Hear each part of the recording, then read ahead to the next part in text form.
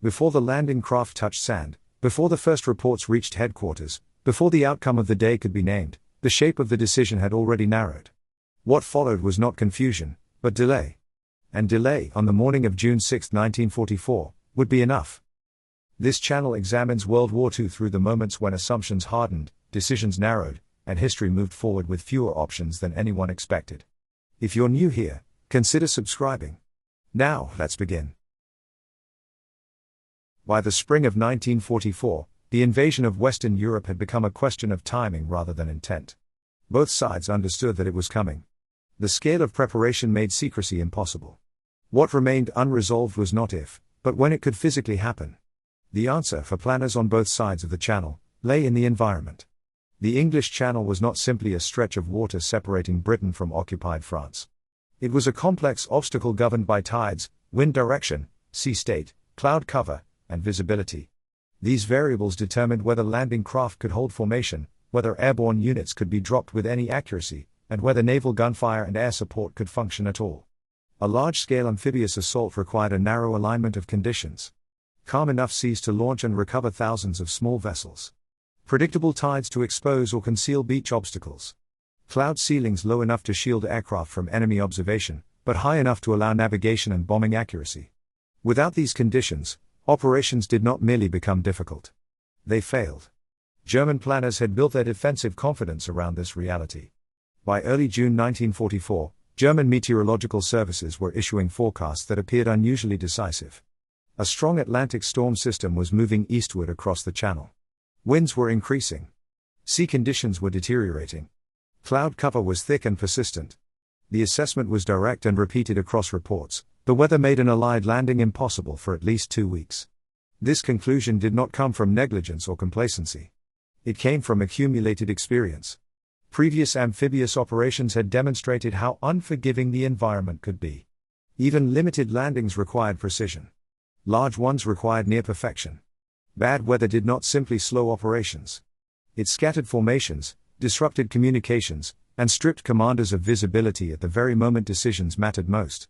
Within German planning circles, the forecast hardened into expectation. If the invasion had not already begun, it would not begin now. The assumption settled quickly. Units adjusted their readiness accordingly. Senior commanders accepted the delay as confirmation that the defensive model still held. Across the Channel, the same data produced a different reaction. Allied meteorologists were divided. Forecasts disagreed not in detail, but in conclusion. Some models suggested a brief improvement. Others showed the storm persisting. Pressure systems shifted unpredictably. Margins narrowed. There was no consensus. According to staff recollections and later analysis, the disagreement was not resolved through certainty, but through comparison.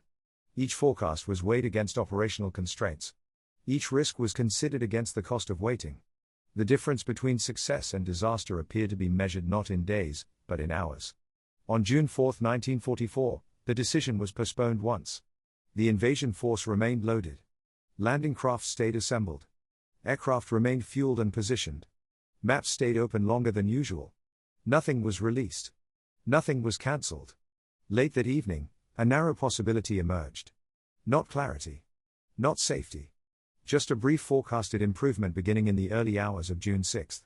It was not a good forecast. It was the least bad one available. The conditions would still be dangerous. Seas would remain rough. Visibility would be limited. But there would be a window. The decision was made to proceed. On paper, the German assessment remained valid. The weather was still hostile. The storm had not vanished. The models still looked correct. The difference lay not in accuracy, but in interpretation. The German system treated prediction as protection. If conditions were unfavorable, action could be postponed. Time appeared to be an ally. The Allied system treated uncertainty as risk that could be accepted. Waiting carried its own dangers. Deception plans could unravel. Forces could be detected. Momentum could dissipate. By dawn on June 6, 1944, one side was committed to movement. The other remained committed to a forecast. The assumption still held. The storm was still present. But the window had opened anyway. And once that window existed, the war would no longer wait for certainty to return. The clock was now ticking. If weather was the first layer of certainty, doctrine was the second. For the defense of Western Europe, that doctrine belonged largely to Erwin Rommel. By late 1943, Rommel had been tasked with strengthening Germany's Atlantic defenses. His appointment reflected both reputation and urgency. Previous commanders had focused on fortifications and static resistance. Rommel approached the problem differently.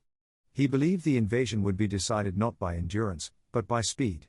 In memoranda circulated among senior staff, his conclusion appeared consistently: an Allied landing could only be stopped at the shoreline.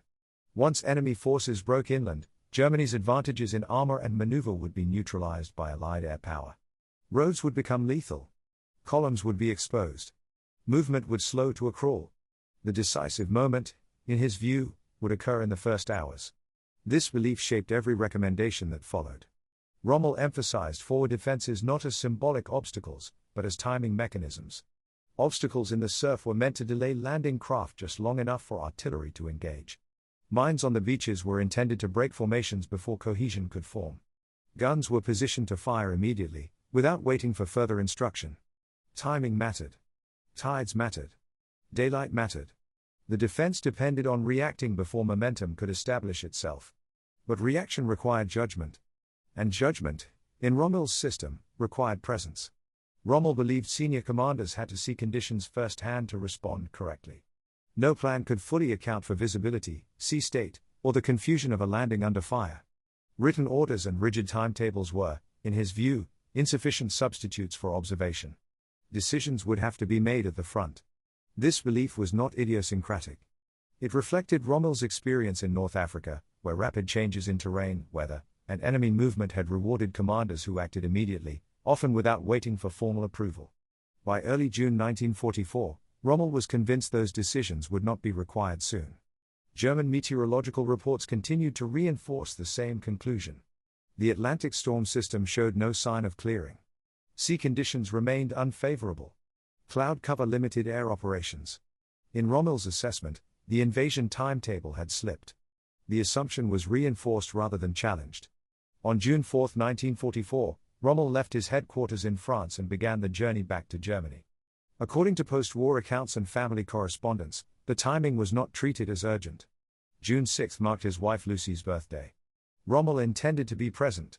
The decision reflected confidence, not neglect. The underlying assumption was straightforward: there was no invasion to miss. When Allied forces began landing at dawn on June 6, 1944, Rommel was hundreds of miles away. Throughout the day, he traveled back toward the front, receiving fragmented reports as they arrived. Information was incomplete. Details conflicted. By the time he reached his headquarters late that evening, Allied units had already secured their initial beachheads. The issue was not absence alone. It was dependency. Rommel's defensive system relied on rapid judgment at the moment of contact. Subordinate commanders were accustomed to operating within his framework, not independently beyond it. Without his presence, initiative narrowed. Orders were reviewed rather than issued. Requests moved upward instead of outward. Decisions that depended on immediate assessment waited for confirmation. A defense designed for instant reaction now had to pause. And on the morning of June 6, waiting would prove more dangerous than acting too soon. The window remained open. But fewer hands were now able to reach it. The invasion began without announcement. There was no single moment, no clear signal that marked the transition from expectation to reality. Instead, the morning of June 6, 1944, arrived as a series of fragments. At approximately 6 a.m., reports began reaching German headquarters along the French coast. Naval gunfire had been heard offshore. Airborne troops were landing inland. Radar stations registered activity across a wide and unfamiliar front. Each report arrived independently. None of them, taken alone, demanded immediate reinterpretation. For months, German planners had anticipated this exact pattern. Diversions were expected. Airborne drops could be feints. Naval bombardments could be demonstrations. Even limited landings could be probes designed to draw German forces away from the true objective. That objective, according to German intelligence assessments, remained the Pas de Calais. This belief had not formed casually. It had been reinforced repeatedly and systematically. Allied deception operations had shaped German expectations with precision. Phantom armies appeared in reconnaissance photographs. False radio traffic suggested formations that did not exist. Supply dumps and camps were observed where no forces were present. The logic was familiar and persuasive. Strike where the channel was narrowest. Where supply lines were shortest. Where Germany expected the blow to fall. Normandy, by comparison, still appeared unlikely. As reports accumulated through the early morning hours, German commanders hesitated. Staff records and later testimony describe repeated requests for confirmation. Coastal units were asked to verify sightings. Reconnaissance flights were ordered where weather allowed. Additional reports were requested before decisions were made. Maps were updated slowly. Markers moved, then paused. Notes were added, then reconsidered. The picture forming on headquarters tables remained incomplete. Some commanders interpreted the landings as a secondary operation. Others suspected a limited assault intended to provoke a premature response. Several believed the main invasion was still forthcoming elsewhere, once weather conditions improved. The contradiction was present, but it was not yet decisive. Paratroopers were not supposed to be landing in strength under these conditions. Naval fire was heavier than expected. The scale exceeded what most diversion scenarios required. Yet doctrine still held. According to German planning assumptions, large-scale operations required favorable weather. Air support depended on visibility. Naval coordination depended on calmer seas. The storm had not fully passed. That belief continued to frame interpretation. The result was delay. Units along the coast were told to hold position. Orders were reviewed rather than executed. Requests for movement were deferred upward, awaiting confirmation that this was not a feint, not a deception, not an opening act. In post-war analysis, German officers would later note that the first hours of the invasion were spent determining whether the invasion was real. By the time certainty began to replace doubt, time had already been spent. The invasion was not yet unstoppable. Allied forces were still vulnerable. Beachheads were shallow. Coordination remained fragile. But the invasion was no longer theoretical. As the morning progressed, the opportunity to respond decisively continued to shrink. Each hour altered the balance. Each delay reduced the range of viable responses. What could still be reversed now depended on forces that were not permitted to move on their own. And those forces were still waiting. By design, the German response to invasion was meant to be decisive, not immediate. Coastal infantry units were expected to delay. Fixed defenses would absorb the first impact. The real counterstroke would come later, delivered by armored formations concentrated inland. Once the main landing was identified, Panzer divisions would move forward, isolate the beachheads, and drive the attackers back into the sea. On paper, the concept was sound. It reflected lessons learned earlier in the war. Armor was most effective when concentrated, not fragmented. Premature commitment could expose tanks to air attack or draw them into feints. Delay, if properly managed, preserved striking power. In practice, the concept depended on permission. By 1944, Germany's armored reserves in France were not under the authority of local commanders. They were held at the highest level, subject to release only by Adolf Hitler personally. No general, regardless of seniority or proximity to the battlefield, was authorized to commit them without explicit approval. This arrangement was deliberate. Earlier in the war, decentralized armored deployments had led to losses. Tanks had been committed piecemeal, reacting to partial information, and destroyed before achieving decisive effect. Centralized control was meant to prevent those mistakes. Authority was concentrated to ensure that armor would be used only when the true main effort was confirmed. The system was designed to prevent error. But concentration came with a cost. As the scale of the Normandy landings became increasingly difficult to dismiss, senior commanders began requesting release of the Panzer reserves. The logic was straightforward and repeated across staff channels. If this was the main invasion, delay would be fatal. If it was not, armor could still be withdrawn after limited engagement. The requests moved upward. Staff records show multiple attempts to clarify authority during the morning hours of June 6, 1944. Messages were phrased cautiously. Language was precise. Requests emphasized verification rather than urgency. The risk of acting without approval was well understood. Careers had been ruined for less. In some cases, survival itself depended on strict adherence to command protocol. The tanks did not move. Some armored units were positioned within operational reach of the beaches. Others were farther inland, requiring longer movement times. All were immobilized by the same constraint. Without authorization, movement was prohibited. The system functioned exactly as designed. It prevented independent action. As the morning advanced, conditions changed. Allied aircraft filled the skies. Roads that had once offered mobility became exposed corridors. Bridges and intersections were observed. Any later movement would be slower, more dangerous, and increasingly vulnerable to air attack. The very conditions that justified centralized control were now creating vulnerability.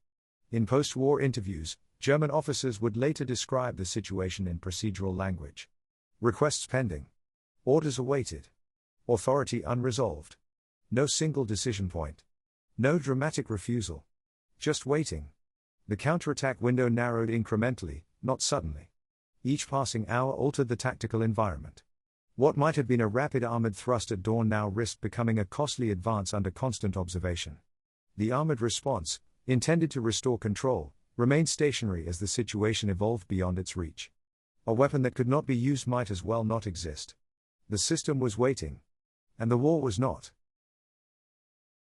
At the center of the German command system, the authority everyone waited for was not present.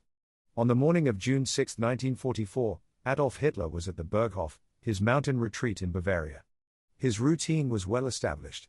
He worked late into the night and slept into the late morning. Staff schedules were structured around this pattern. Communications flowed accordingly.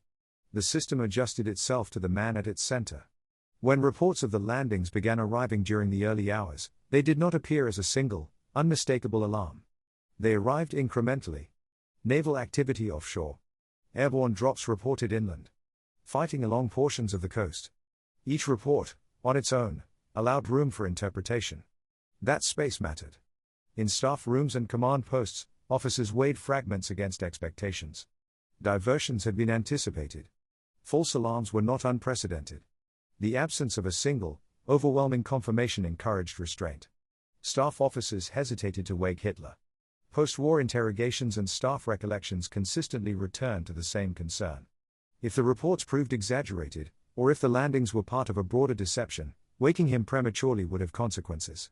The command culture rewarded caution upward more than initiative outward. Requests for Panzer release remained unresolved. As the morning progressed, the situation on the ground continued to evolve. Allied forces were establishing positions. Naval gunfire remained heavy and coordinated. Air superiority became increasingly apparent. Roads that had once promised mobility grew more dangerous with each passing hour. Still, the authority to act remained centralized and dormant. Hitler awoke late in the morning. Briefings followed. Reports were reviewed, then reviewed again. The possibility of a diversion was still discussed. The assumption that the main blow might fall elsewhere had not yet fully collapsed. Hours passed. Only later were the armored reserves formally released. By that point, conditions had changed irreversibly. What might have been a rapid counterstroke earlier in the day now required movement under constant air attack. Columns would be observed almost immediately. Bridges and choke points would be targeted. Movement schedules lengthened as units sought cover and concealment. The authorization arrived. But the moment it was meant for had passed. The system had not failed because it lacked power. It failed because it could not respond faster than events. Authority arrived after relevance. By the afternoon of June 6, the landings were no longer a developing situation. They were an established fact. And facts, once established on a battlefield, are difficult to reverse. The window had closed. In the years after the war, explanations accumulated quickly. Allied intelligence successes were catalogued in detail. Deception operations were praised for their scale and precision. Individual acts of bravery were documented, studied, and remembered. Each mattered. None, on its own, explains why the invasion survived its most vulnerable hours. What decided June 6, 1944, was not a single failure. It was a system that mistook certainty for control. German planners believed weather could delay history. Forecasts were treated as barriers rather than variables. If conditions were unfavorable, time appeared to remain negotiable. They believed centralized authority could prevent mistakes. Decisions concentrated at the top were meant to ensure clarity, discipline, and coordination. They believed confirmation would arrive before action was required. That uncertainty could be resolved first, and response could follow. Those beliefs were reasonable. They were also wrong. The Allied advantage did not lie in perfect intelligence. Forecasts conflicted. Information remained incomplete. Risks were accepted without full visibility. Decisions were made knowing revision might come too late to matter. Uncertainty was not eliminated. It was managed. On the German side, decisions waited for confirmation that never arrived in time. Each request moved upward added delay. Each layer of authority narrowed initiative. Each attempt to avoid error increased the cost of response. Post-war analyzers repeatedly returned to this pattern. Staff records show requests that slowed as they ascended. Authority that concentrated hardened rather than clarified. Systems designed to prevent premature action prevented timely action instead. By the evening of June 6, Allied forces were ashore in strength. Ports had not yet been captured. A breakout had not yet occurred. The campaign was far from decided. But the invasion itself could no longer be undone. From that point forward, Germany would fight in France without the option of erasing the landing. Every subsequent decision would be made inside that constraint. Strategy shifted from prevention to containment. From reversal to delay. D-Day was not won in a single moment. It was decided when a narrow window appeared, and only one side was willing to move through it without certainty. History would later call it a turning point. At the time, it looked less dramatic. It looked like hesitation. Like paperwork. Like forecasts studied too long.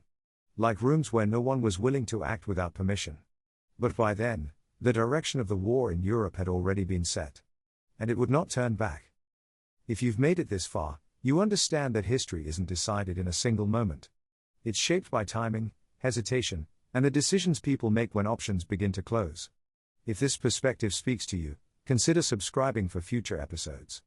As the war itself would prove, once events are set in motion, they rarely wait for permission.